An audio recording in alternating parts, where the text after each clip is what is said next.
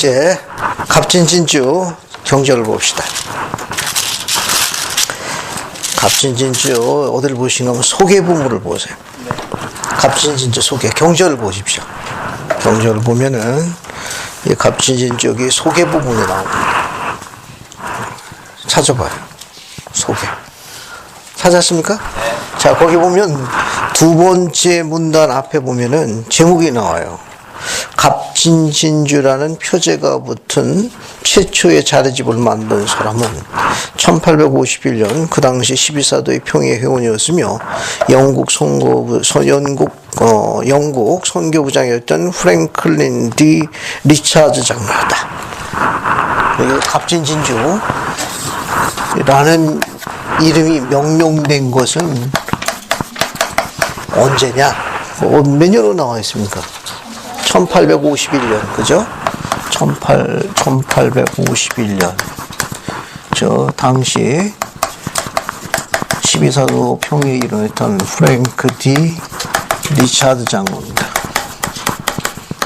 프랭크 D 리차드 장로인데, 이 장로는 당시에 12사도 평의 회원이었고, 그 당시 12사도 평의회의 일원이었어요. 그뿐만 아니라 영국 선교부장으로 봉사하고 있었어요.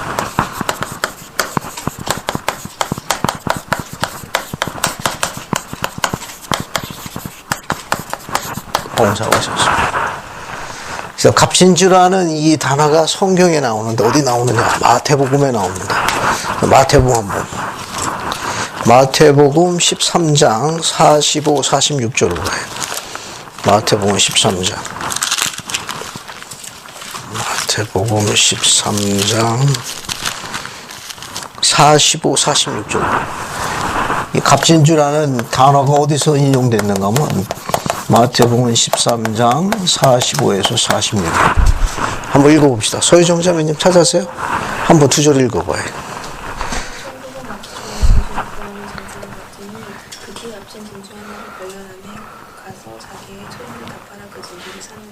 감사합니다. 거기 보면 또 천국은 마치 좋은 진주를 구하는 장사와 같으니 그 뒤에 뭐라고 나와 있습니까? 극히 값진 진주 하나를 만나매 가서 자기의 소유를 다 팔아 그 진주를 사더라. 거기에 값진 진주가 나옵니다. 거기서 따온 거예요. 값진 진주는 마태복음 13장 비유인 마태복음 13장 45, 46절에서 따온 거예요. 언제 이게 표준경전으로 됐느냐 하면 그 두 번째 문단 맨 밑에서 세 번째 줄 봐요.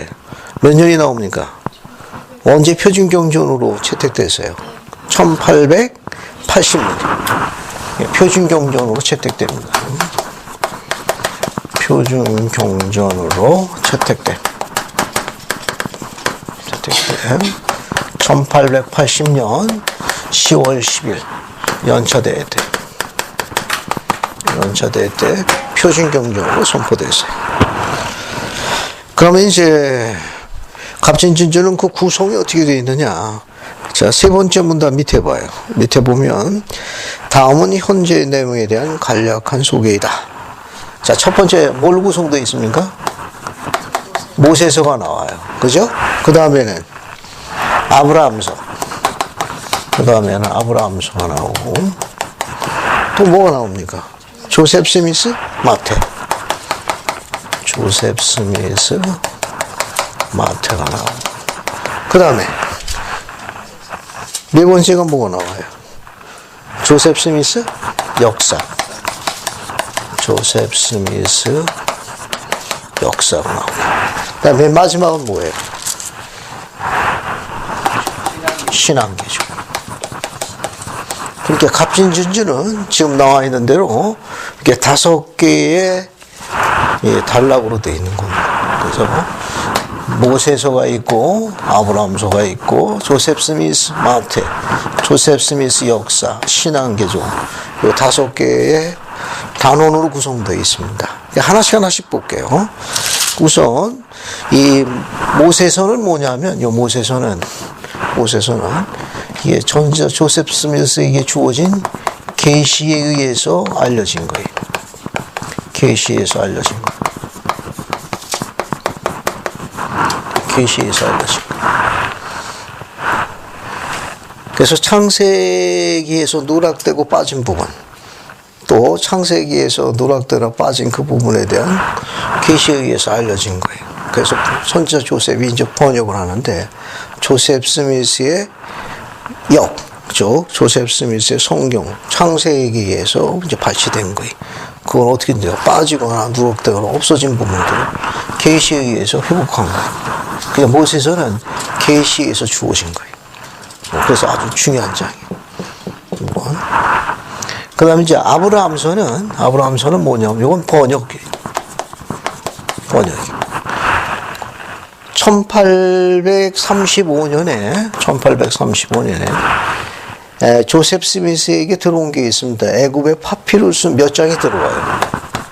애굽의 파피루스 몇 장이 선지자 조셉 스미스에게 들어갑니다. 그것을 번역한 거예요. 그걸 번역한 겁니다. 그 안에 뭐가 있느냐? 즉 족장 아브라함의 글이 있어요. 족장 아브라함의 글이 회복됐어요. 그럼 이제 조셉 스미스 마태, 조셉 스미스 마태는 뭐냐면은 우리가 갖고 있는 성경에 마태복음 24장에 재번역한 거. 이게 성경의 마태복음 24장을 재번역한 거.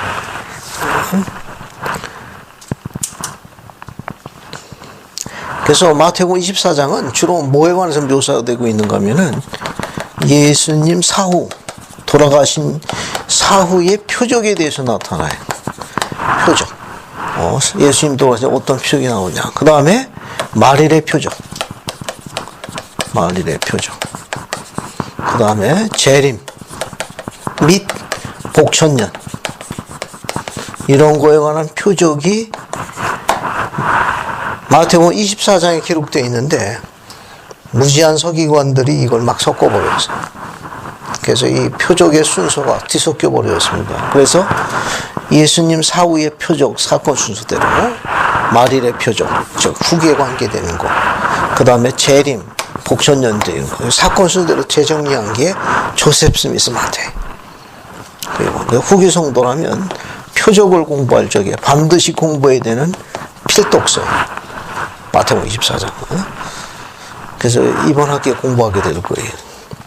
그 조셉 스미스 역사는, 조셉 스미스 역사는, 여러분 거기 보시게 되면, 1838년에 준비해가지고, 일리노즈 나부에서 발행된 교회 잡지가 있습니다.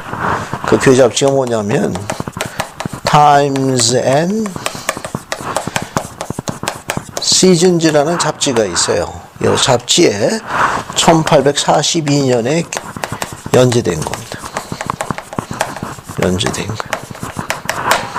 그래서 교회 약사입니다. 그래서 조셉 스미스의 공식적인 증언과 역사의 발췌만. 그 다음에 이제 맨 마지막에 뭘 구성되어 있는가 하면 신앙개조. 이 신앙개조를 또 뭘로 알려져 있는가 하면은 여기 Wentworth 서한이라고 알려져 있어요. Wentworth 서한. 서한이라고 하는데, 이 웬트워스라는 사람은 다른 신문사의 편집장이에요. 그 편집장이 선지자 조셉 스미스에게 예수 그리스도 후기 성도 교회에 대해서 그냥 간략하게 그곳에서 가르치는 중요한 가르침, 교리를 한 장으로 설명할 수 있을 만큼 성명서 하나 보내달라 해서 보낸 서신이에요. 그런데 이 편집장 웬트워스가 그걸 싫지 않았습니다. 그래서 이걸 선지자 조셉 스미스가 1842년 3월 1일자 교회 당시 잡지였던 타임스 앤 시즌즈에다가 게재했어요. 시즌즈에 게재했습니다. 그게 바로 신앙개조예요. 이것이 갑진진주에 관한 설명이에요. 갑진진주는 뭘 구성되어 있느냐? 계시, 번역, 알겠습니까?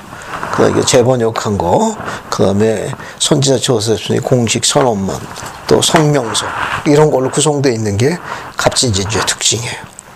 그래서 문자 그대로 아주 주옥 같은 겁니다. 이건. 그래서 모세서 1장으로 들어갈게요. 자, 모세서 1장으로. 이 모세서 1장은 이게 성경에는 없어요. 안 나옵니다. 그래서 모세서 2장은 창세기 1장부터 관련이 있는데, 따라서 모세서 1장은 성경상에서 없어진 부분이라고도 볼 수 있는 부분이에요. 성경에는 안 나와요. 이거는.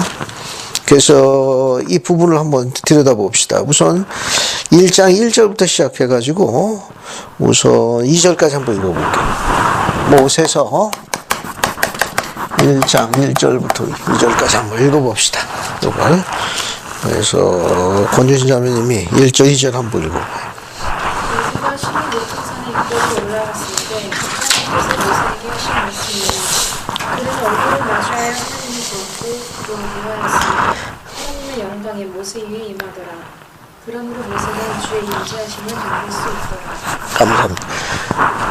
자, 모세서 1장 2절 이렇게 지금 읽었는데, 여러분 맨 끝절에 보게 되면 모세서 맨 끝절 42절 한번 봐요. 봤습니까? 거기 뭐라고 기록되어 있죠? 이 말은 산에서 모세에게 한 것이니 그 산 이름은 사람의 자녀들 가운데 알려지지 아니하니라. 그래서 이 산의 이름에 대해서는 알려진 바가 없습니다. 우리는 이 산에 대해서 현재는 아는 바가 없어요. 다만 기록에 의해 가지고 지금 모세서 1장 1절에 하면 무슨 산으로 나옵니까? 심히 높은 산으로만 알려져 있어요. 심히 높은 산. 심히 높은 산이라는 거 알려져 있지, 그 위치나 산의 이름에 대해서는 현재로서는 알려진 바가 없다. 이 심히 높은 산에서 누구와 대화했습니까?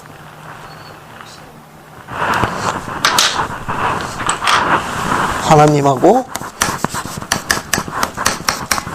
누가 대화했어요?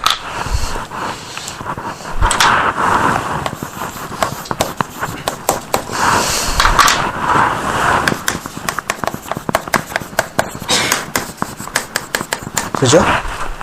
모세서 1장 1절하고 2절 보게 되면은 심히 높은 산에서 누가 대화한 거예요? 하나님하고 모세가 대화한 거예요. 그러면 이 모세는 어느 시대의 인물입니까? 그렇죠. 이게 구약이. 따라서 모세가 대화하고 있는 하나님은 어느 시대의 하나님을 나타내는 거예요? 시대적으로. 구약이. 이 하나님은, 모세와 대화를 하고 있는 하나님은 구약의 하나님이에요. 그렇죠? 왜냐하면 모세가 구약의 인물이니까.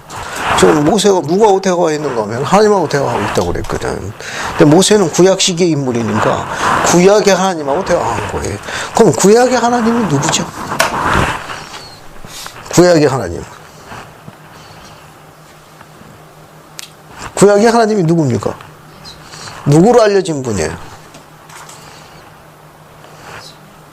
그렇죠. 구약의 하나님은 여호와 하나님으로 알려져 있는데, 이 여호와 하나님은 신약의 누구와 동일이네요? 신약의 예수 그리스도와 동일이에요. 예수 그리스도와 동일이에요. 또 예수 그리스도는 누구의 아들이에요? 하나님의 아들이에요.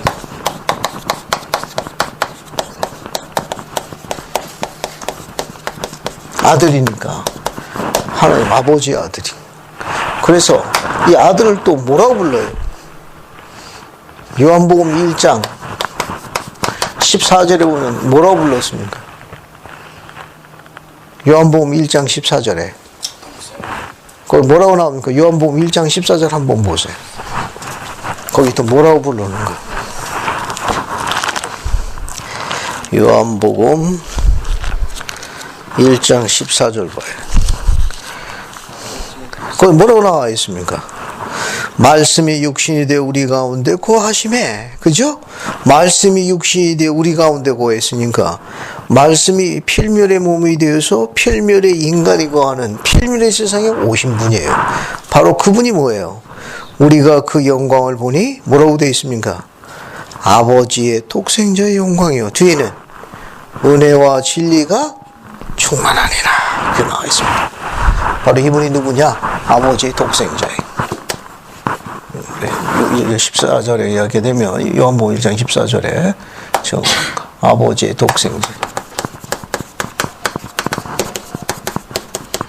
독생자 바로 그분이 신약의 예수 그리스도예요. 그 이 짧은 장면을 통해 가지고 모세가 지금 대화하고 있는 심히 높은 산에서 대화하고 있는 구약의 하나님은 하나님의 아들 독생자 누구예요? 신약의 예수 그리스도 어떻다는 거예요? 지금 동일한 분하고 이야기하고 있는 거예요. 이게 교리를 아는 첫 번째 열쇠가 되는 말입니다. 이걸 이해하고 있어야 돼요. 경전은 그냥 단순하게 모세가 하나님과 대화했더라 그렇게만 나와 있어요. 근데 이 문장을 자세히 들어가게 되게 되면은 모세가 이야기하고 있는 구약의 하나님은 여호와예요.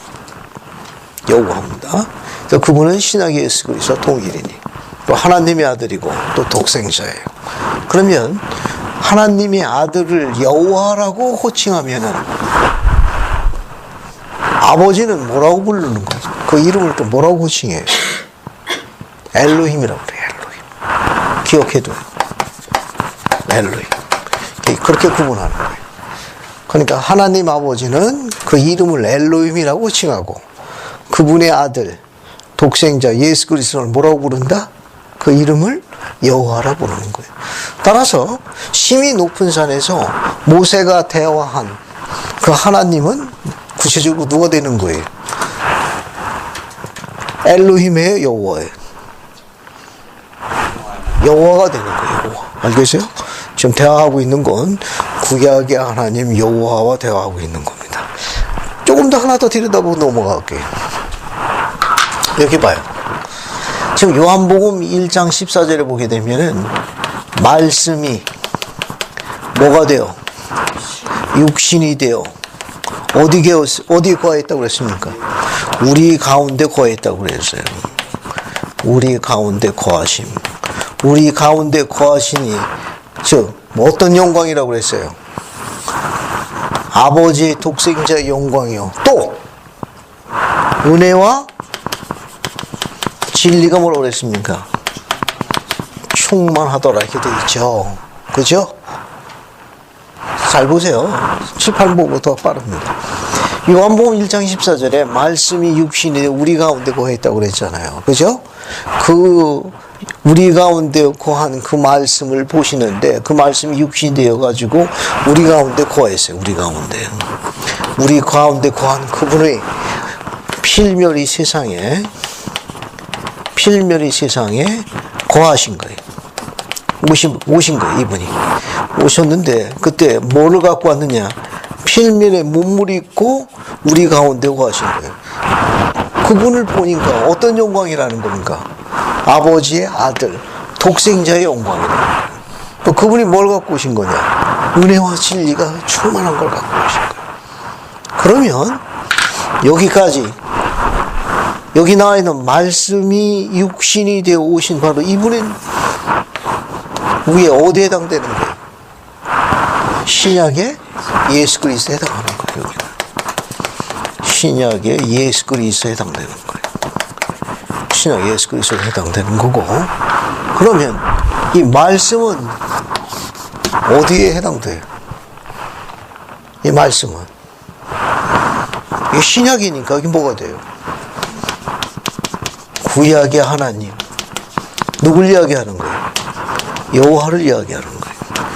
여기 육신이 입었으니까 이 중간에다가 줄을 하나 칩시다. 우리 줄을 하나 쳐요. 그러면 육신을 입었으니까 그때 육신을 입고 세상에 왔을 때 예수 그리스도 부르는 육신을 입기 전에는 뭘로 계신 거예요? 여기는 육신을 입고 계신 거고 육신 입기 전에 뭐가 되는 거예요? 영체로 계신 거예요. 따라서 모세가 대화하고 있는 구약의 하나님 여호와는 영체로 계신 누굴 이야기하는 거예요? 여호와를 이야기하는 거예요. 이분이 육신을 입고 지상에 거했을 때 뭘로 불렸다? 신약의 예수를 불렸고 하나님의 아들이자 독생자였어요. 이런 교리가 여기 섞여져 있는 거예요. 아주 간단한 교리지만. 그러니까 모세가 심히 높은 산에서 대화한 하나님은 구약의 하나님 여호와예요. 근데 그때는 그분은 영체로 계신 거예요. 아직 지상에 오시지 않았거든. 지상에 오시려면 육신이 필요해. 그러니까 구약의 하나님 여호와는 아브라함과 이삭과 야곱의 하나님, 그분은 영체로서 이 인물을 관장하신 거예요. 됐죠? 자, 그런데 흥미있는 게 뭐냐면은 그 성구를 보게 되면은 자, 그 뭘 보시는가 하면은 6절 보세요. 6절 봤어요? 그리고 내 아들 모세야, 나는 내가 해야 할 일을 갖고 있도다. 너는 나의 독생자와 닮았나니 나의 독생자는 현재나 미래에 있어 구원자라. 이는 그가 은혜와 진리로 충만함이라. 그러나 나 외에는 하나님이 없고 만물은 나와 함께 있나니 이는 내가 그 모든 걸 알고 있음이니이다. 어떻게 문장이 조금 전에 있는 요한복음 1장 14절하고 상당히 가깝지요. 그죠? 그런데 지금 모세 보고 뭐라고 호칭했어요? 거기 1장 6절에 우선 이거 먼저 보고 그 다음에 변형을 볼게. 자, 모세서 1장 6절에서 모세에게 뭐라고 불렀습니까? 인간의 아들 모세예요. 뭐라고 불렀습니까? 즉 내 아들 모세야. 그죠? 그러니까 내 아들. 지금 모세가 누구하고 대화하고 있는 거예요? 여기 하나님이죠. 그죠? 하나님께서 모세에게 뭐라고 했습니까? 인간, 즉 사람의 아들이라고 호칭한 게 아니고 뭐라고 호칭했어요? 하나님의 아들이라고 호칭. 왜? 내 아들이라고 했으니까. 내 아들이라고 했으니까. 내 아들 모세야. 그죠? 어때요? 하나님께서 여러분하고 대화하는데 인간의 아들 상우야, 인간의 딸 유진아 하는 것보다 내 아들 상우야, 내 딸 유진하고 느낌이 어떤 것 같아요? 다가오는 느낌이 어떻습니까? 인간의 아들이라고 사용한 거, 인간의 딸을 사용하는 거 표현하고 내 아들, 내 딸, 즉 하나님의 아들의 딸을 어떤 차이점이 있을까요? 어떤 차이점이 있습니까? 이 호칭에서.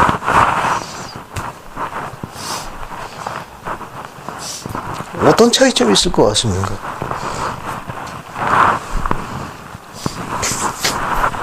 그냥 편한 대로 부르셔도 괜찮은 거예요? 여기 인간의 아들, 사람의 아들, 인간의 딸, 사람의 딸이라고 안 부르고 내 아들, 내 딸, 하나님의 아들과 딸인 누구누구에 호칭하는 거 어떤 차이점이 있는 것 같습니까? 앞에 우선 인간, 사람의 아들, 딸이라고 호칭하는 거하고 하나님의 아들과 딸 호칭하는 거는 어떤 차이점이 있는 것 같아요? 하나님이 더 사랑하시고 인정하고. 그렇죠. 하나님께서 사랑하시고 인정하고. 어째 그런 호칭을 보면 우리는 어때요? 그분을 좀 더 닮아가고 싶은 목표가 생기지 않아요? 그죠? 우리가 그분과 같이 될 수 있는 그 무언가 잠재력이 있다는 걸 시사해 주는 것 같지 않습니까? 왜? 그분은 온전하신 분이니까 그분처럼 온전한 상태로 우리가 그냥 업그레이드 될 수 있는 그 무언가를 내재가 있고 그런 부분에 대해서 그 잠재력에 대한 우리가 목표를 가질 수 있잖아요. 하지만 인간의 아들, 사람의 아들은 어떻습니까? 그 표현은 진보가 닫힌 것 같잖아요. 벌써 닫혀있는 것 같은 그런 느낌이 와닿잖아요. 그죠?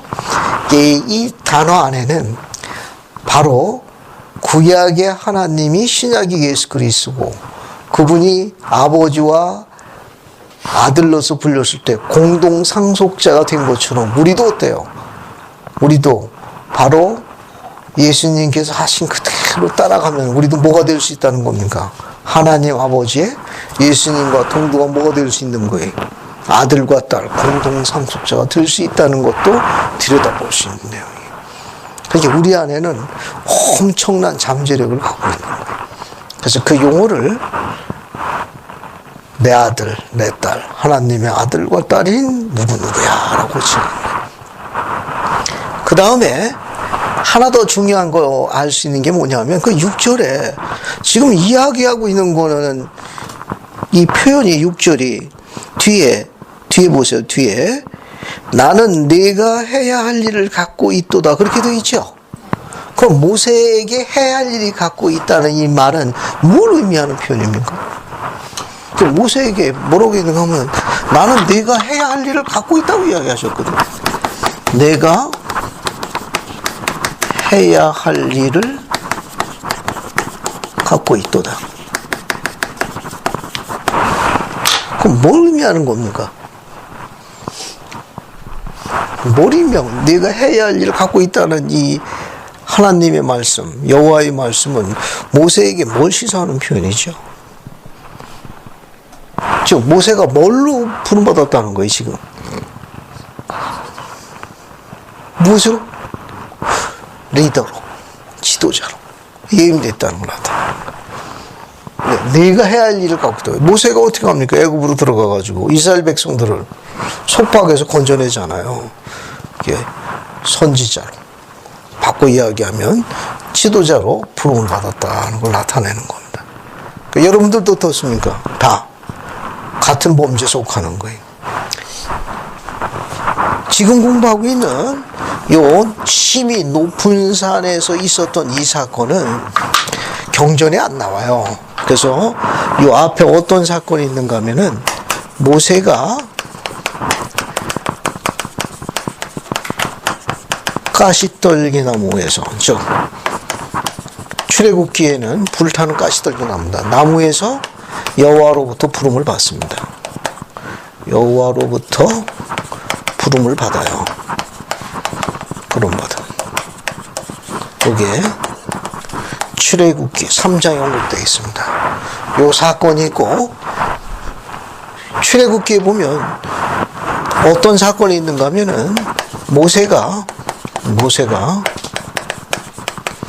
애굽으로 들어갑니다. 애굽으로 들어가 이스라엘 백성을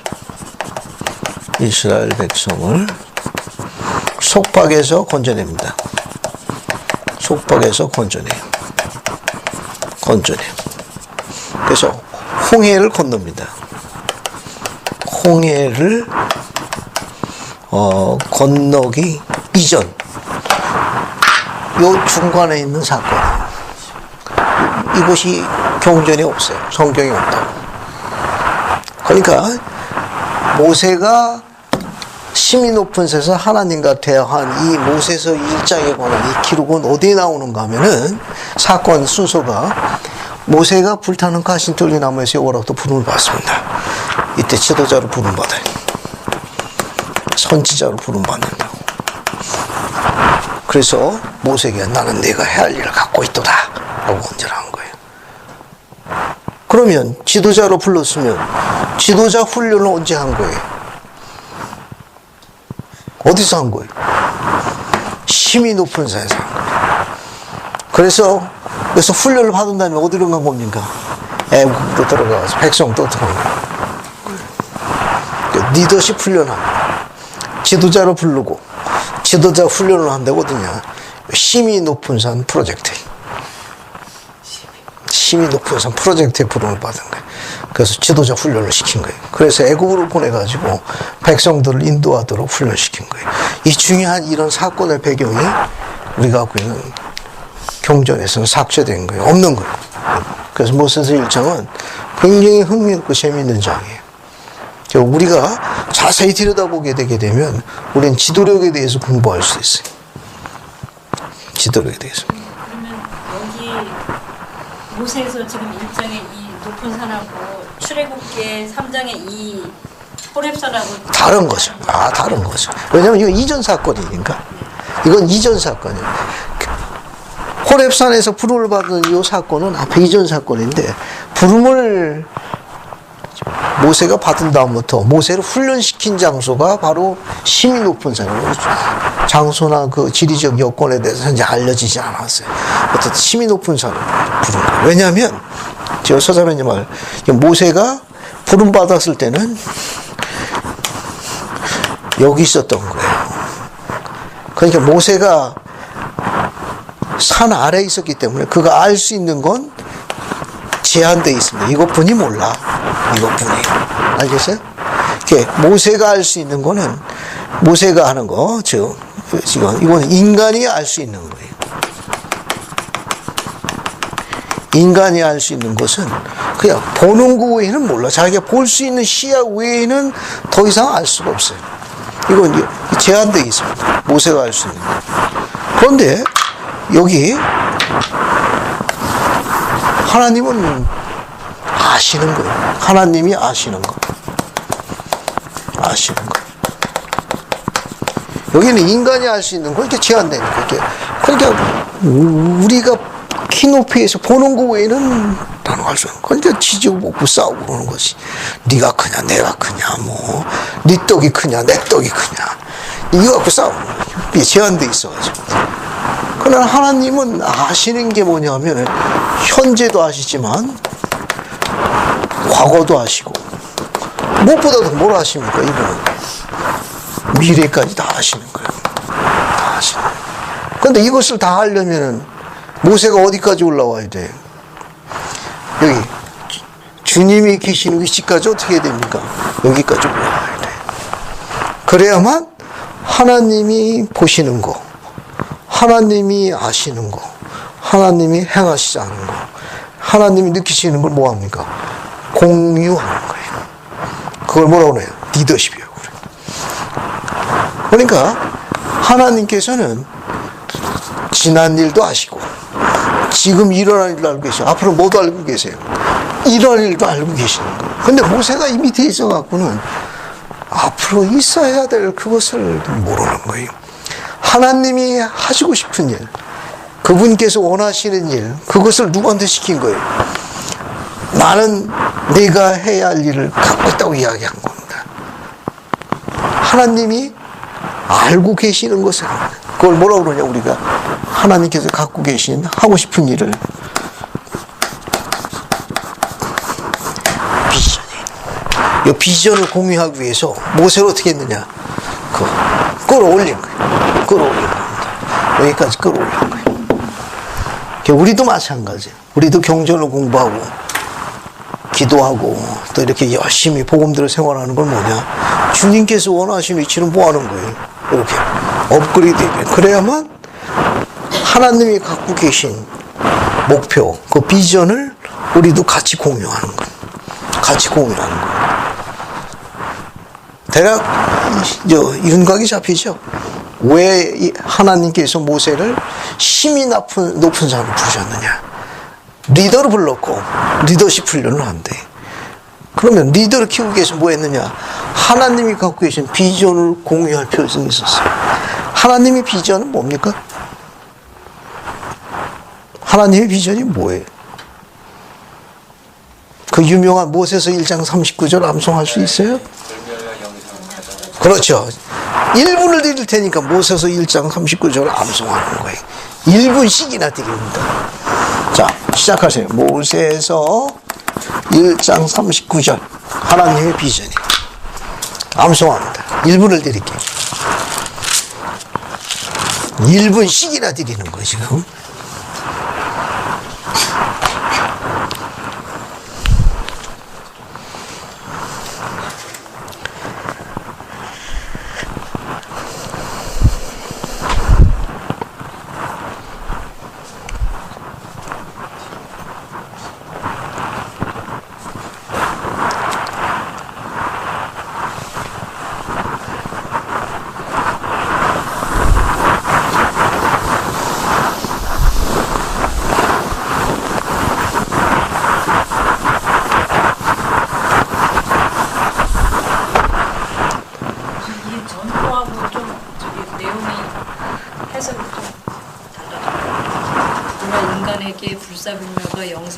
세 번역을 하십니다. 세 번역. 세 번역이 더 정확한 거예요. 세 번역이 더 정확한 거니까. 세 번역으로 암송해주세요. 옛 번역 말고. 세 번역.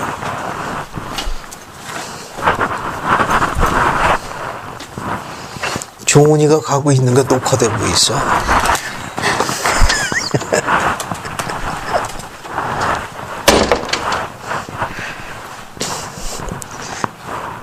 자, 세 번역을 기준해가지고 암송하시면 돼요.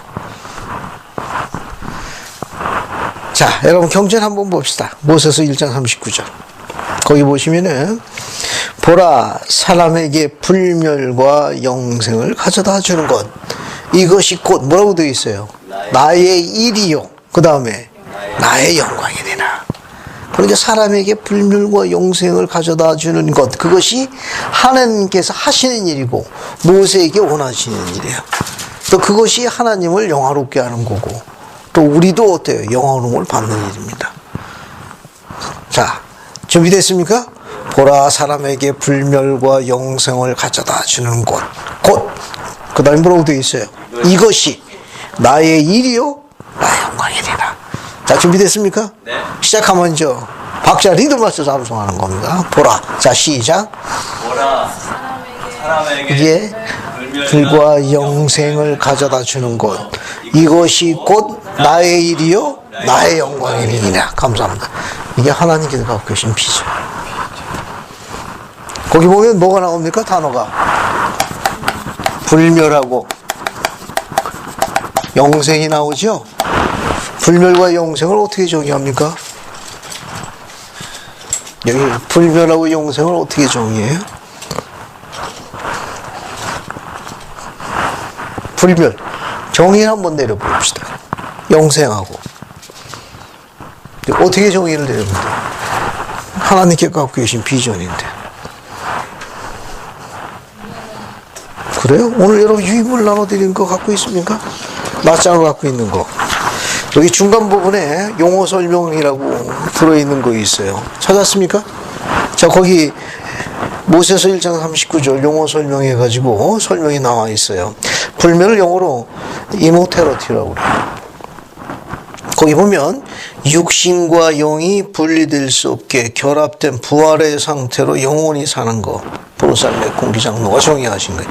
그러니까 부활이라고 생각하시면 돼요. 부활이라는 건 육신과 영이 결코 분리지 않도록 영원히 결합되는 상태. 그것이 불멸이. 그러니까 육신과 영이 분리될 수 없게 결합된 부활의 상태로 영원히 사는 거. 근데 이게 죽음이라는 거 영과 영이 분리되는 거 아니에요. 부활이라는 건 분리된 그 영과 영이 다시 결합되는 거예요. 영원히 결합되는 상태를 우리가 뭐라고 그러냐? 불멸이라고 합니다. 그 밑에 영생, eternal life라고 있죠. 하나님이 갖고 계신 삶을 갖는 거. 조셉 필딩 스미스 회장님께서 정리하신 거예요. 하나님이 갖고 계신 삶을 갖는 거. 하나님처럼 사는 삶.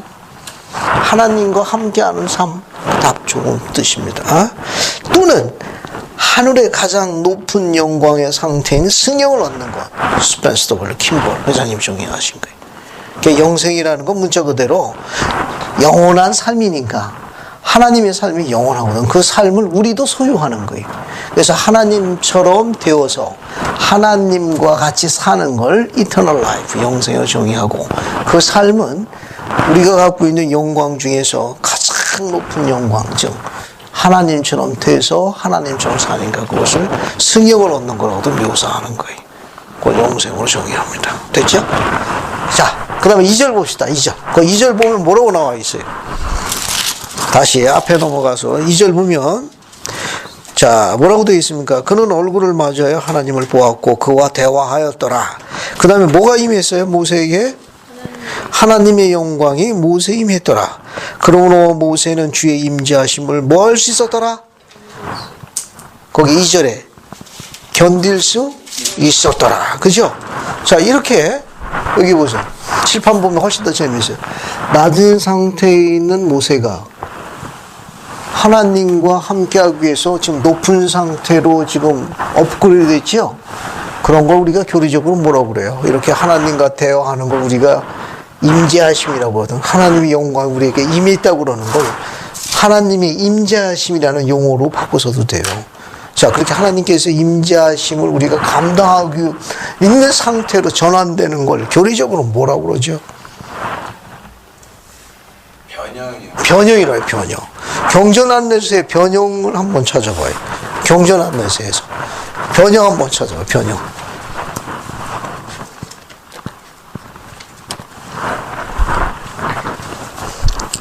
경전안내서에서 변형 한번 찾아봐요. 변형 한번 찾아봅시다.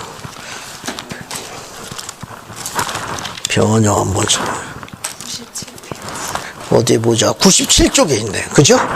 97쪽 같이 봐요. 거기 변형, 트랜스피그레이션이라고 되어 있네, 단어가요. 하늘의 존재의 임재와 영광을 감당할 수 있도록 일시적으로 모습과 본질이 변화된, 즉 보다 높은 영적 수준으로 올려진 사람들의 상태. 아주 정의가 잘 나와 있어요. 이 변형이라는 건 뭐냐? 하늘의 존재의 임재와 영광을 감당할 수 있도록 일시적으로 모습과 본질이 변화된, 즉 보다 높은 영적 수준으로 올려진 사람들의 상태. 됐죠? 이건 그러니까 여기 나와 있는 대로 여기 하늘의 존재의 임재를 필멸 인간이 그냥 감당할 수도 없어요. 이렇게 변형이 안 되면 어때요? 녹아서 없어진다고. 타져서 없어져. 감당을 못해. 왜? 우리가 정결하지 않거든. 그래서 그 영광을 감당할 수가 없어요. 그러면 그 영광을 감당할 수 있도록 우리가 일시적으로 어떻게 되는 겁니까? 보다 높은 영적 수준, 아주 신성한 상태로, 거룩한 상태로 올려지는 것. 그러니까 우리의 상태나 본질이 변화되는 거예요. 일시적으로. 그런 거 우리가 트랜스피그레이션이라 해서 변형이라고 설명해요. 그러니까 모세가 또 어떻게 된 겁니까? 여기서 변형이 된 겁니다. 됐죠? 또 하나, 다른 중요한 교리 하나 더 공부합시다. 여기 공부한 거, 아까 공부한 것 중에 모세서 1장 6절에 보게 되면, 칠판 보세요. 이게 교리적으로 아주 중요한 교리가 하나 있어요. 약간 까다롭기도 하고. 모세가 지금 대하고 있는 하나님은 구약의 하나님이에요. 그죠? 구약의 하나님은 여호와고, 여호와는 하나님의 아들이요 독생자인 신약의 누구예요? 예수 그리스도니까. 지금 모세가 대하고 있는 구약의 여호와는 하나님의 아들이. 그런데 1장 6절 보면은 아버지처럼 이야기하고 있거든. 내가 내 아들 모세야. 앞에 보세요. 내 아들 모세야. 나는 네가 해야 할 일을 갖고 있도다. 너는 나의 독생자와 닮았나니. 뭐처럼 이야기하고 있어요? 아버지처럼. 그죠? 아버지인 양 말하고 있잖아요. 그죠? 아들인데 지금 모세가 대하고 있는 건 하나님의 아들. 신약에 있을 때 구약의 여호와는 아들이라고 얘기했는데 아들인 여호와께서 뭐처럼 이야기하는 거예요? 엘로힘처럼 아버지처럼 이야기하고 있는데 내 아들 모세야. 너는 나의 독생자와 닮았나니. 그 아버지처럼 이야기하고 있잖아요. 그죠? 모세서 1장 32, 33절 봅시다. 모세서 1장 32, 33절. 자, 그거 보기 전에 앞에 봐요. 이제 다음 시간에 공부하게 되는데, 이 지구와 하늘과 땅, 그걸 누가 만들었습니까? 그 창조하신 분이 누구예요? 여호와 하나님 아니에요. 그죠? 그 아들이 지은 거 아니에요. 그죠? 그런데 모세서 1장 32, 33절 보게 되면 재미있는 글이 하나 있어요. 한번 봅시다. 모세서 1장 32, 33절. 정상호 형제 한번 읽어봐요. 32, 33절. 그리고 나의 권능의 말씀으로 내가 그것들을 창조하였나니 말씀은 나의 독생자여 은혜와 진리가 충만한 자니라. 그리고 무수한 세상을 내가 창조하였고 또한 나는 내 자신의 목적이 있어 그것들을 창조하였으며 아들로 말미암아 내가 그것들을 창조하였나니 이는 나의 독생자니라. 감사합니다. 모세서 1장 32절은 요한복음 1장 1절과 거의 흡사하죠. 그죠? 요한복음 1장 태초에 말씀이 계시니라. 그죠? 요한복음 1장 1절 한번 봅시다. 보는 김에 우리도 같이 한번 들여다보고 뒤로 넘어갑시다. 그래서 경전에 대한 이해력을 좀 키워보는 거예요. 자, 요한복음 1장 1절을 봅시다. 봤습니까? 네. 거기 뭐라고 되어 있는가 하면 태초에 말씀이 계시니라. 이 말씀이 하나님과 계셨으니 이 말씀이 또 뭐이시더라? 하나님이시더라. 14절로 가요. 말씀이 뭐가 돼요? 육신이 되어 우리 가운데 거했으니까. 그죠? 여기 봐요. 간단한 거 설명하고 넘어갈게요. 여기 엘로힘 아버지하고, 그죠? 칠판 보세요. 엘로힘 하나님 아버지하고 구야의 하나님 여호와하고 지상에 육신이 입고 와가지고 성육을 베푼 분이 아버지예요, 아들이에요? 아들. 그 아들을 뭐라고 부른 거예요? 그때 성육을 필멸의 몸으로 세상에 성육을 베푼 분이 누구예요? 신약의 예수 그리스도예요. 그죠? 네. 그래서 표현을 뭐라고 했는가 하면 말씀이 육신이 되어요. 아버지는 왜 안 되죠? 아버지는 세상에 오면 안 되나? 부활절이 그렇죠. 죽을 수가 없 그렇지. 속죄할 수가 없는 거예요. 부활 제 몸의 최대 고민이 뭡니까? 못 죽는다는 거예요. 그 최대 고민이지. 그래서 아버지가 아들에게 뭐라고 합니까? 네가 가야지. 내가 갈 수 있냐? 내가 할 일을 내가 하고 있다. 그래서 그를 속죄하도록. 그래서 그를 속죄할 수 있는 구속주로 삼으신 겁니다. 그래서 요한복음 1장 1절 보면 태초에 말씀이 계시니라. 그죠? 이 말씀은 구체적으로 누굴 이야기하는 겁니까? 구약의 하나님 여호와를 이야기하는 거예요. 근데 그분이 뭘로 계신 거예요? 영체로 계신 거예요. 그 영체로 계신 여호와가 전세에서 누가 함께 있었냐? 이때 하나님은 엘로힘이 되는 거예요. 하나님 아버지와 함께 계셨으니 이 말씀이 즉 영체로 계신 누가? 여호와가 곧 하나님도 언제 하나님이에요? 여기 구약에 뭐가 됩니까? 하나님이 됐어요? 그래서 14절 보면 말씀이 즉 구약의 하나님 여호와가 육신이 되어 즉 신약 시기에 오시니 아버지의 독생자 즉 예수 그리스도다 이렇게 묘사된 표현이에요. 그런데 지금 뭘 설명하고 있는가 하면은 지금 여기 모세서 1장 6절도 아버지인 양 32절과 3점도 뭡니까? 아버지인 양이라고 해요. 내가 내 독생자를 시켜서 만물을 창조했느니라. 그 아버지인 양 이야기하고 있잖아요. 그죠? 이처럼 아들이지만 아버지처럼 그분의 이름과 또 아버지인 양, 아버지 이름과 또 그런 권능으로 말씀할 수 있는 교리를 우리가 무슨 교리라고 그러죠? 아들이지만 하나님의 아들이지만 아버지처럼 말씀하고 아버지의 이름으로 행할 수 있는 교리가 있어요. 행할 수 있는 교리. 이 교리 때문에 예수가 아들이기도 하지만 아버지도 될 수 있어요. 그 교리가 여러 가지인데 오늘은 모세서 1장 6절하고 33절에서 이 교리를 우리가 배울 수 있는 거예요. 즉 아들이지만 아버지처럼 말씀하고 아버지 이름을 행할 수 있는 그 교리를 우리가 무슨 교리라 하죠? 무슨 교리라고 그래요? 한번 볼까요? 우리 교재를 한번 봅시다. 자, 교재를 한번 봐요.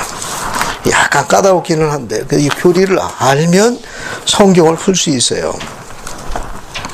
자, 어딜 보시는가 하면은 자, 4쪽을 봐요. 교재 4쪽. 교재 4쪽 찾았습니까? 자, 교재 4쪽 보세요. 교재 4쪽에 보시면은 맨 위에서부터 교재를 한번 읽어볼게요. 모세서 1장에 기록된 시어는, 그죠? 이 시어는 여호와께서 불타는 가시나무에서 모세에게 말씀하신 이후와, 그죠? 모세가 애굽에서 이스라엘 자녀를 이끌고 홍해를 건너기 이전에 보여진 것이다. 그 밑에 거 모세가 하나님의 임재하심을 감당할 수 있었던 것은 하나님의 영광이 모세 위에 임했기 때문이다. 즉 그는 뭐 했던 것이다? 변형된 것이다. 그래서 그 밑에 보면 12사도 정원의 일원이었던 부르살렘 백봉기 장로는 이렇게 기록했다. 변형이란 하나님의 권능이 사람이나 물건에 작용하여 용모와 본성의 특별한 변화를 일으키는 걸 말합니다. 이러한 신성한 변형은 낮은 단계에서 높은 단계에 이르기까지 다양한 형태로 이루어집니다. 이 결과로 변화의 상태는 영화롭고 인상적이며 영광스러운 것이 됩니다. 성신의 권세로 많은 선지자들이 변형되어 하나님의 면전에 서서 영원의 시연을 볼 수 있었습니다. 그죠? 자, 그 다음 밑에 거 교리를 설명하고 있어요. 모세에게 말씀하신 분은 전세의 예수 그리스도이시며 이분이 바로 구약의 하나님이신 여호와이시다. 그래서 이 교제가 중요한 거예요. 이렇게 설명하는 교제가 없어요. 예수님은 예수님은 아버지 하나님과 같기 때문에 때로는 마치 하나님 아버지이신 것처럼 말씀하거든요. 모세서 1장 6절, 그죠? 거기 나와 있습니다. 금방 이런 것을 우리가 신성한 서임이라고 알려진 것으로 이에 따라 그리스도께서 아버지를 대변하시고 아버지처럼 대신하여 말씀하시는 권능을 부여받으신 것이다. 이것을 우리가 뭐라고 그런가 하면 이 용어로 더 많이 써요. 지금 여기 나와 있는 아들이지만 아버지처럼 말씀하고 아버지를 행할 수 있는 이 교리를 우리가 이 용어를 더 많이 씁니다. 이거는 뭐라고 그런가 하면은 성스러운 권능의 부여라는 용어로 더 많이 써요. 성스러운 거에서 divine investiture,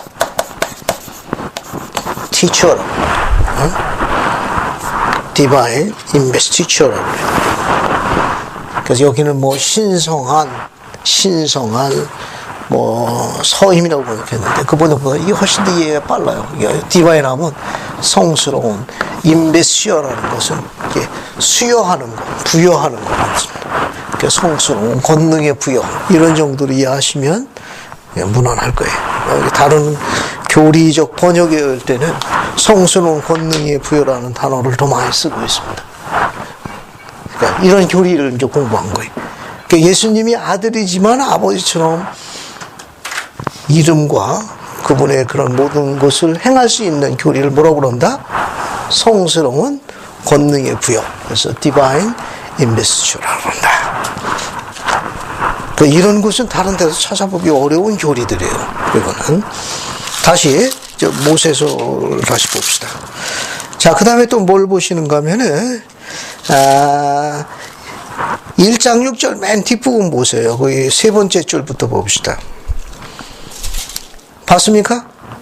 나 외에는 하나님이 없고 만물은 나와 함께 있나니. 그죠? 그 영원한 속성에 대해서 묘사하고 있어요. 그 뒤에 하나님의 속성에 대해서 또 설명하고 있는 게 뭐가 있습니까? 그 1장 6절 맨 뒤에 뭐라고 설명하고 있어요? 그죠? 거기 이는 내가 그 모든 것을 알고 있습니다.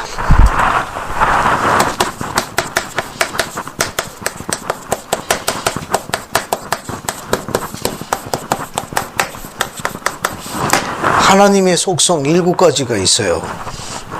앞에 보세요. 같이 합시다. 같이. 우리가 제일 많이 쓰는 거. 하나님은 전지,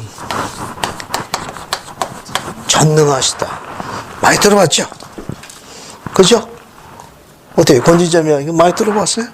하나님은 전지, 전능하시다. 이 전지라는 건 뭐냐면, all knowing이요. all knowing. 모든 걸 다 아시는 거예요. 여기 1장 6절이 묘사되기 전에.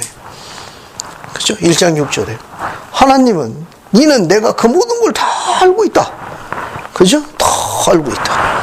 이건 all knowing. 내 모든 걸 다 안다는 거예요. 그리고 전능이라는 것은 파워에 관계되는 거예요. 파워.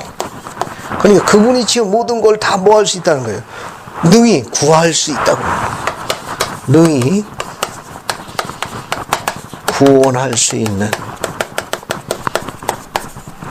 권능을 갖고 계시다 그런 거예요. 파워에 관계되는 거예요. 그러니까 하나님은 전지전능하시다니까 모든 걸 다 하시고 그분이 지으신 모든 걸 다 뭐 할 수 있는 겁니까? 구할 수 있는 능력, 힘, 파워를 갖고 계십니다. 그 다음에 또 우리가 알 수 있는 게 뭐가 있는가 하면은 하나님은 자비로우시다. 또 많이 쓰잖아요. 그렇죠? 하나님은 자비로우시다. 뭐 또 설명 안 해도 할 거고요. 그 다음에 우리는 어때요? 마지막 면접을 하러 가야 되죠. 그죠? 우리는 이제 마지막 면접을 준비합니다. 심판. 또 뭐가 있는가 하면은 하나님은 공의로우시다고 그러죠. 들어봤어요?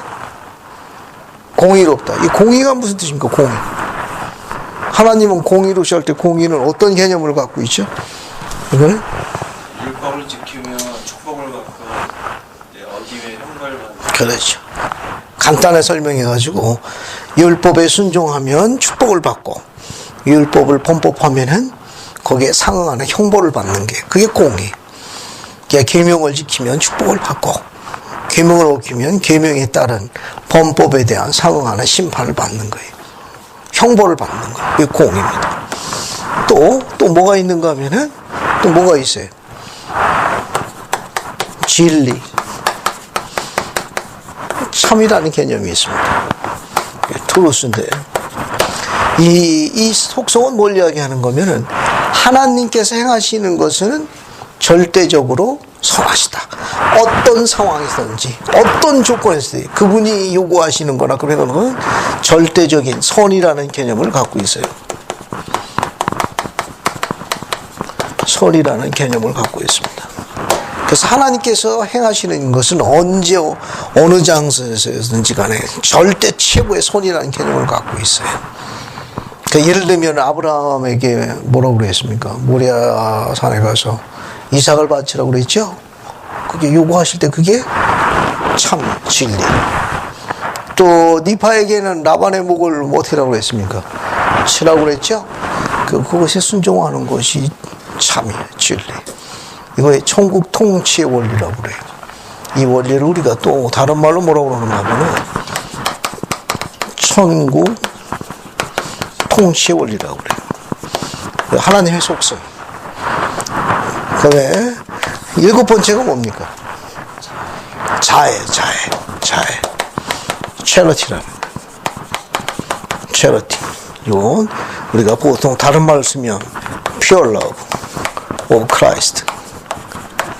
저 소위 하나님의 사랑이라고 하는 거예요. 그리고 우리가 뭐라고 그런가 하면 그리스도의 순수한 사랑. 순수한 사랑. 자비랑 자애랑 자비랑 자애하고 벌써 단어가 조금 다르지. 자비하고 자애는 벌써 저건 B자를 굳너 이건 A자를 굳너. 벌써 단어가 반반씩 다르구만. 여기 뒤에 한번 찾아볼게요. 경전 안내서 한번 찾아볼게요. 또 질문이 나왔으니까 한번 찾아봅시다. 여기 자비를 한번 찾아. 자비가 있을 것도 같은데. 한번 찾아볼게요. 245쪽에 있네. 권유진 자매 245쪽 한번 찾아볼까? 찾았어요? 거기 봐요. 거기 보면 자비는 머시라고 되어 있는 단어예요. 다정함, 긍휼, 그리고 용서의 정신. 그 뒤에 설명이 더 중요한 설명 하나 있네. 자비는 하나님의 속성 가운데 하나이다. 거기 있네, 그죠? 예수 그리스도는 그의 속죄의생을 통하여 우리에게 자비를 베푸신다. 이게 뭐냐면은 속죄와 관련 있는 거예요. 죄는 우리가 범법한 거 아니에요. 근데 그분이 어떻게 해요? 대신 속죄를 치렀잖아요. 그런 걸 우리가 뭐라고 하냐? 자비라고 이야기해요. 자비. 뒤에 봐요, 뒤에. 뒤에 보면은 자애가 있어요. 찾았습니까? 뒷장에 246쪽 뒤에 보면 자애, 체러티. 거기 보면 그리스도에 뭐라고 나옵니까? 순수한 사랑. 그리스도께서 사람의 자녀에 대해 지니신 사랑이며 사람의 자녀가 서로 간에 가져야 할 사랑이다. 가장 높고 가장 후기하며 가장 강한 종류의 사랑으로 단순한 애정과는 다르다. 됐죠? 그 정도 보시면 되겠어요. 좀 이해가 되냐? 엄연히 다르죠. mercy. 이건 charity. 이건 속죄하고 관련이 있어요. 자, 그러면 하나님의 속성 7가지는 선지자 조셉 스미스가 신앙 강화에서 가르친 거예요. 그래서 이건 아주 일목요연하게 너무 잘 설명합니다. 한번 따라서 해볼까요? 하나님의 속성 7가지. 전지, 전능, 자비, 심판, 공의, 진리, 자애. 자, 뭐죠? 전지, 전능, 그 다음에 자비, 심판, 공의, 잘 보이게 살살 지웠는데 진리, 자애. 됐죠? 그렇게 기억해 두시면 도움이 될 거예요. 이게 자, 그 다음에 다시 뒤에 봅시다. 이렇게 해서 교리를 배워나가는 거예요. 이렇게 해가지고 처음에는 약간 깨달을지 모르는데 듣다 보면 이제 통찰력이 생기게 됩니다. 그 다음에 이제 어딜 보시는가 하면은 자, 9절 보세요. 9절 보면 하나님이 임재하심이 모세에게 물러가면 그 영광이 모세에 있지 아니하더라.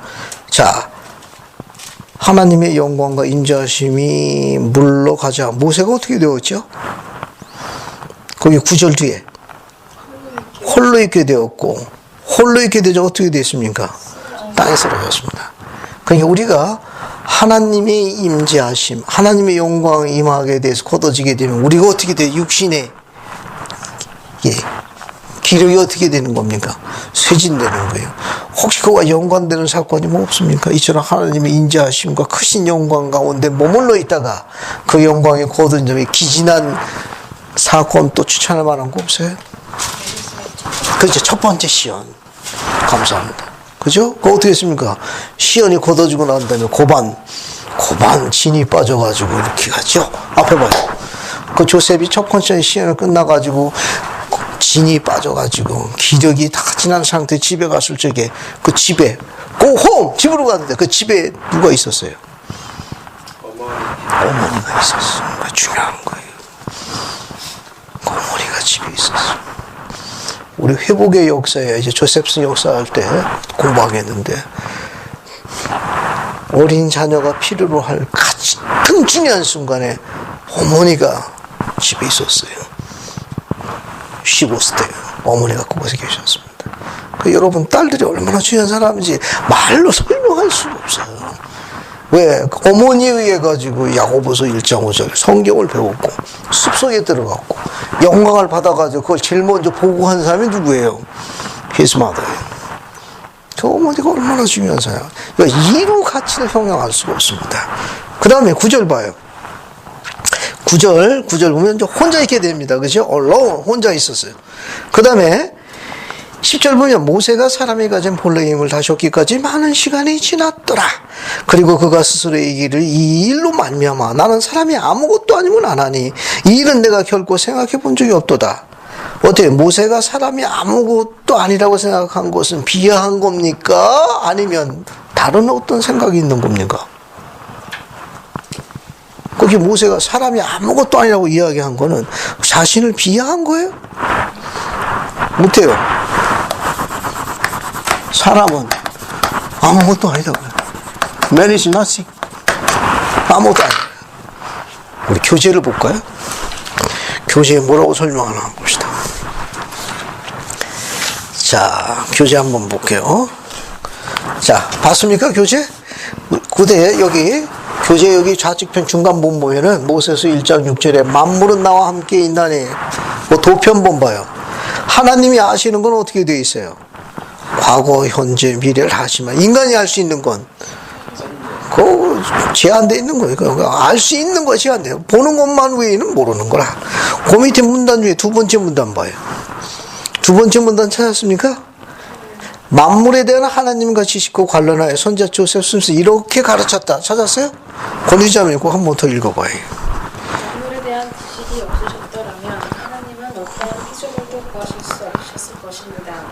그 그분이 자신이 지은 피조물들에게 영생에 대한 이해를 주심으로써 피조물들이 영생의 참여자가 되게 할 수 있으셨던 것은 태초부터 끝까지 만물에 대해 모든 것을 아는 지식을 갖고 계셨기 때문이었습니다.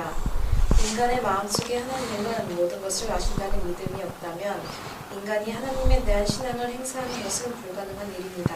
감사합니다. 여러분 거기 보면 인간의 마음속에 하나님은 모든 걸 아신다는 그런 믿음이 없다면 인간이 하나님에 대한 신앙을 행사하는 거의 불가능하다는 거예요. 너무 억울한 거지. 절 보세요. 하나님께서 예를 들어가지고 아유 미안하다 유진아 내가 깜빡 잊어버렸어. 이거 좀 문제가 좀 심각한 거요. 아이고 유정아 이러 어쩌면 내가 참 바빠가지고 그 일을 잠깐 미뤄놨더니 그새 일이 생겼구나. 너무너무 이거 참 민망스러운 일이에요. 그 밑에 보면 Lectures on Faith, 그죠? 신앙 강화라고 해서 선지자 조셉이 가르친 거예요. 옆에 갑니다. 옆에 사람은 아무것도 아니니라. 설정생 한번 읽어봐요. 모세는 40년간 쭉 다 읽어봐요. 모세는 40년간 애굽의 왕자로 지내면서 명성이 있는 군사 지도자로 존경을 받았다. 그러나 그는 하나님의 관대와 영광을 경험하고 나서 그에 비해 사람은 아무것도 아니라는 사실을 겸손한 마음으로 인정했다. 모세의 이 말은 하나님의 가장 위대한 기적인 인간에 대한 견해가 아니라 인간이 하나님을 여러 창조물 속에 놓고 광대한 관점에서 본 것이며 그렇다 할지라도 모세는 오로지 하나님의 작품이요 그분의 가장 위대한 영광이라는 것을 인식하고 있는 것이라고 E.A. 맥스웰 장로는 기록했다. 감사합니다. 거기 여러분 그 앞에 보세요. 앞에 보면은 모세는 40년간 뭘로 있었어요? 애굽의 왕자로 있었어요. 또 명성이 있는 장군이었습니다. 앞에 보세요. 모세가 주님께서 원하는 위치에 올라가기 전에 이 밑에 있을 적에도 모세에 대해서 알려져 있는 기록, 재밌는 게 몇 가지가 있습니다. 왕자예요. 애굽의 왕자고 또 전략가로서 뛰어난 장군이었습니다. 믿거나 말거나 시리즈가 있어요. 모세가 너무 잘생겨가지고 그 당시 애굽 여인들이 정형외과 많이 갔다고 그래요. 그냥 전부 대치 붙여가지고. 그 병사들은 자기 장군이 너무 잘생겨가지고 활 맞아주고도 웃지 못해. 장군이 너무 잘생겨가지고 믿거나 말거나 시리즈. 모세가 그렇게 잘생겼다. 근데 그 영광이 남부럽지 않았습니다. 그런데 어때요? 주님께서 모세를 주님이 어느 위치에 올려놓고 나가지고 주님의 솜씨를 다 본 거예요. 그분이 지으신 모든 걸 다 보여주고 앞으로 있을 일까지 다 보여주셨어요. 그러니까 지상의 왕자로서 장군으로서 했던 그 모든 게 뭐라는 겁니까? nothing. 아무것도 아니에요. 정말 아무것도 아닌 거예요. 언제 한번 여러분 높은 산에 올라가서 밑에 보세요. 진짜 아무것도 아니지. 내려오면 어때? 지지고 먹고 싸우지 그거 가지고. 모세가 여기 있을 적에는 우리가 왕자처럼 공주처럼 장군처럼 키우려고 하는 거 아니에요. 근데 주님이 올라가서 보니까 nothing. 인간이 갖고 있는 영광 원사가 man is nothing. 하나님의 창조물과 비교해보니까 너무 보잘것도 없는 거예요. 하지만 하나님께서 갖고 있는 크신 자비로 인해가지고 그분처럼 될 수 있는 그 영광과 권세와 권능이 우리 몸 안에 있는 거예요. 그래서 삼남한성에 모든 거 있는 가 중에 오직 인간만 뭐래? 주님의 계획에 따르면 하나님 아버지라고 이렇게 부르는 것처럼 아버지로 불리우잖아요. 어머니처럼 불리우는 거 아니에요? 그 표현을 모세가 쓴 겁니다. 자, 뒤에 또 볼게요. 뒤에 보면 11절, 12절 한번 읽어봅시다. 권지자매 2절 다 읽어봐요. 11, 12절. 그러나 이제 내 자신의 능력을 하나님을 보았도다. 그러나 이는 내가 육에 속한 인으로가 아니라 나의 영적인 능력을 보았습니다. 이는 나의 육에 속한 인으로는 볼 수 없었습니다. 이는 하나님이 임재하시는 곳에서 나는 말라 죽을 수밖에 없을 것이니로다. 그러나 그의 영광이 내 위에 있었고 나는 그의 얼굴을 배웠나니 이는 내가 그의 앞에서 변형되었습니다.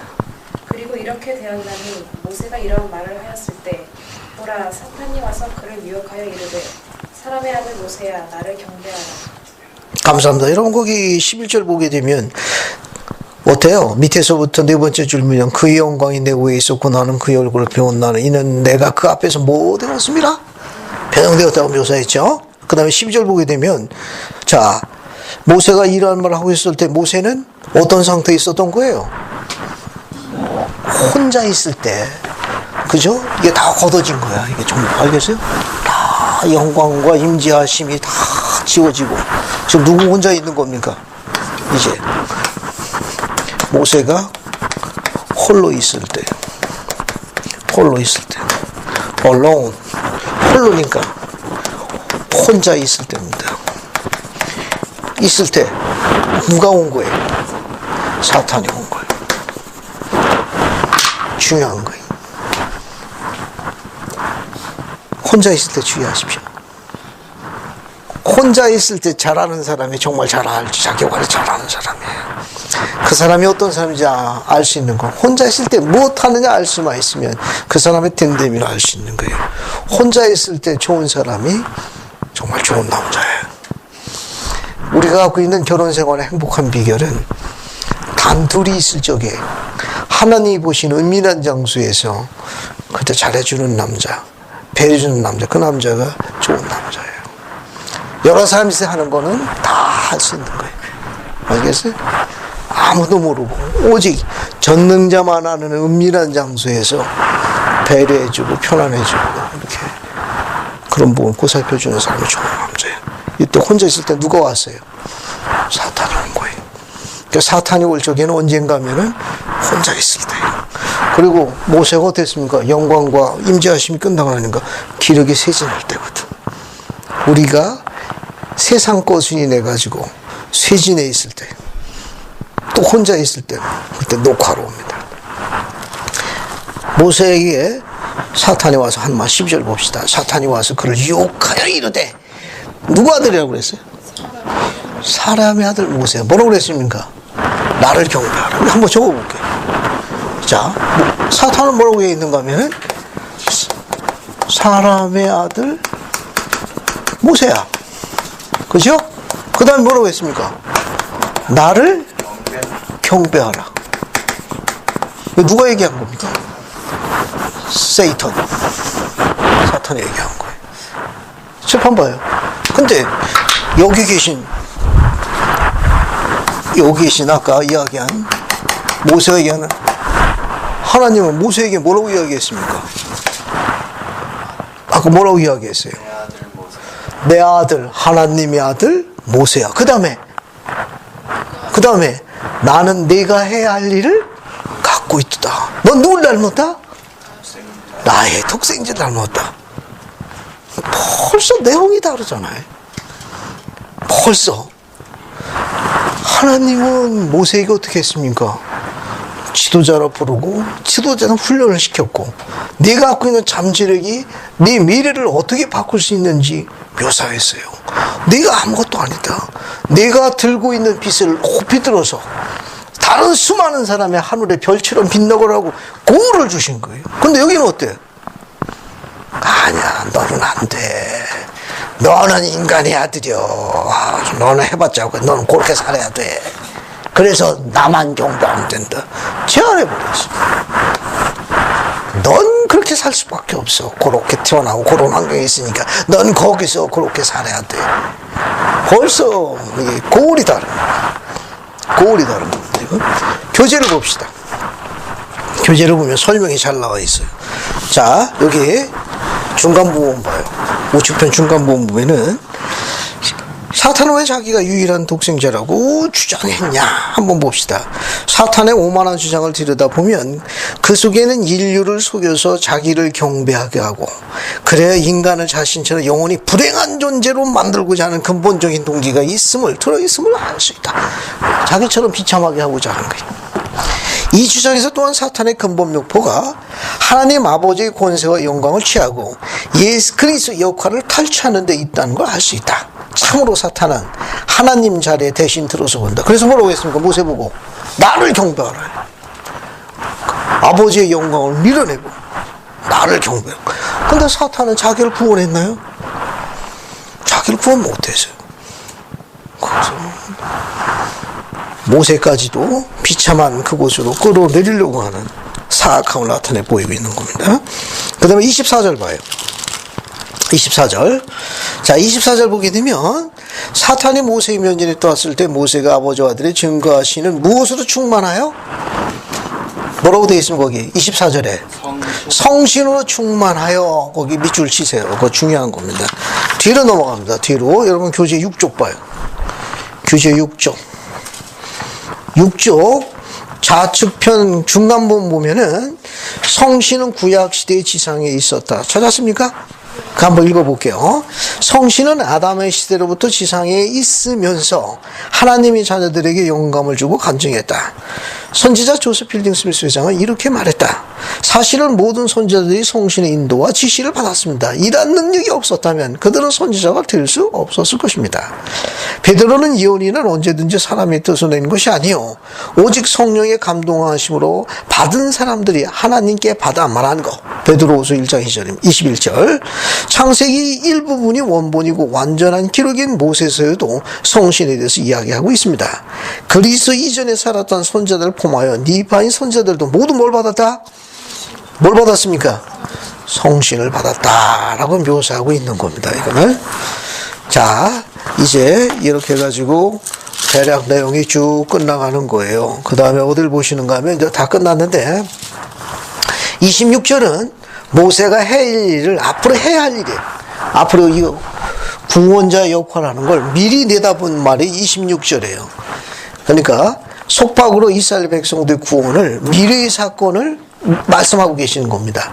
바라보라 26절. 나는 참으로 내 생애 끝까지 너와 함께하리니 이는 내가 나의 백성고 나의 택한 이스라엘 속박에서 건져낼 것입니다. 하기 전에 뭐 한 겁니까? 지도력 훈련을 한 거예요. 리더십 훈련을 한 겁니다. 자, 그 다음에 이제 또 넘어가셔가지고 30절 보세요. 30절. 30절 봤습니까? 거기 보면 이렇게 되었네. 모세가 하나님을로 아뢰되 원하고 건데 내게 말씀하옵소서. 어찌하여 이것들이 이와 같으며 무엇으로 당신께서 이것들을 만드셨나이까? 칠판 보세요. 여호와께서 모세에게 우주 만물 치는 걸 다 보여주셨어. 그래서 물었던 거예요. 그거 어떻게 그렇게 만드세요?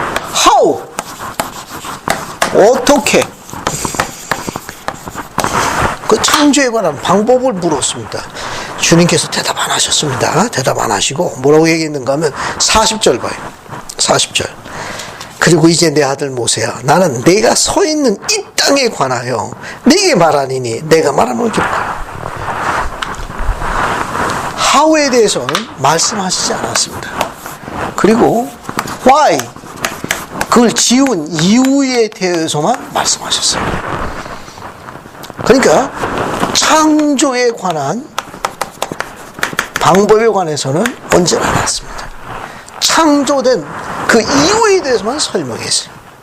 그래서 창조에 관련된 how to, 그 방법론에 관계되는 거 언제 공부합니까? 우리가 언제 배우죠? 복전회 때 공부할 거예요. 복전회 때. 그럼 그때까지 미뤄두시면 되겠어요. 이렇게 해서 모세에게 주어진 아름다운 시연, 성경에서 삭제되었던 아주 아름다운 이 훌륭한 시연에 관한 가르침이 삭제됐습니다. 이거. 그래서 오늘은 모세서 1장을 다루고 다음 주는 2장을 공부합니다. 알겠어요? 2장을 읽어갖고 오십시오. 또 시간이 나시면은 3장까지 쭉 읽어갖고 오시면 되겠습니다. 아마 3장 중간 부분까지는 들어갈 수 있을 것 같네요. 그래서 다음 주에는 창조에 관련되어져 있는 공부를 하겠습니다. 구약에 나와 있는 내용보다 훨씬 더 통찰력이 있는 기록이에요. 그래서 매일 이 경전 읽기 과정하고 교재를 쭉 읽어갖고 오십시오. 됐습니까? 그 다음 주 오실 적에는 친구들 한 명씩 모셔가지고 오는 겁니다. 말 안 들으면 잡아갖고 오세요. 예수 그리스도입니다. 아멘. 아멘.